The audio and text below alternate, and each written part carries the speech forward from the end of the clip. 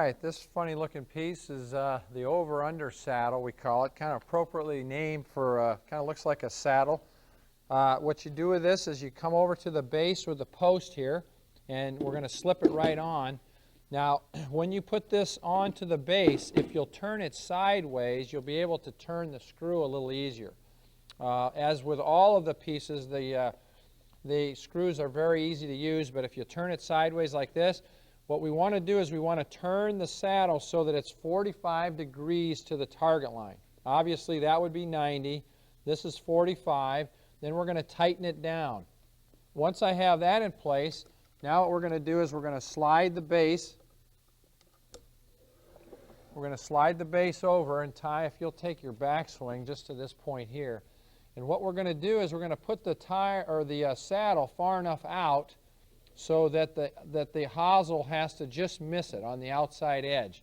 If the saddle is too far out, that will go ahead and probably force that person to take that club a little too far out to the outside. So it depends on what you're going to be, if you want to exaggerate.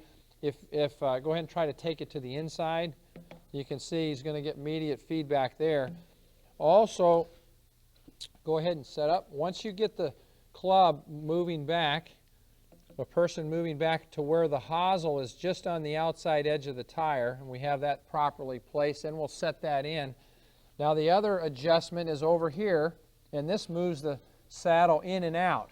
Okay, so the proper adjustment for the in and out is so that the edge of the club, the hosel right here, is on the outside edge of the saddle. It's very important. If you get this too close to the person, then there's no way to swing down. They would actually have to come over this or hit the thing. So you have to really position it so it's just right at the edge of the hosel on the outside edge. Lock that in. Okay, go ahead and start over again. Okay, let's make a slow motion swing to the top. So the club goes over it, and then to encourage the proper downswing, he's going to come down and move inside of the saddle right here. Going to move inside that. Show what happens if you come over it. You're going to hit,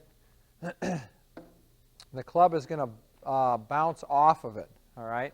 And believe me, it doesn't hurt a person or the club, but it gives them the feedback that they need. So why don't you go ahead and make a swing. This also is a little bit of an exaggerated over-under swing. Not so much on the backswing, but on the downswing, it really forces the student to come underneath. Took it inside a little bit. Okay, drop it underneath. Good.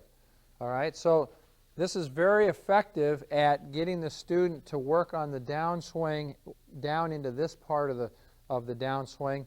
Like the insider piece that we're going to show you, or that we have showed, that works on the top of the swing. So along with the tire or the saddle, I keep calling it a tire. It kind of looks like a tire, but go back again. So right there. With better players who tend to come too much from the inside, what you want to do here, go ahead and go to the top again, is you want them to go back, and then you want them to come return exactly the same way. So in that case, you would have the student trying to miss the tire on the outside edge. So this works with the better players that get it too far under also. Okay, just go ahead and make a swing and come down over it. Very good. All right, and then do one more where you take it back and then come underneath. So you can see a pretty dramatic shift in the angle of approach coming in. Just remember that the most important thing is the tire is 45 degrees, and that go ahead and set up, and that you make sure that it's positioned so that the head of the club right here, the hosel, is just on the outside edge of the saddle right here. And then as long as you do that, you should be in pretty good shape.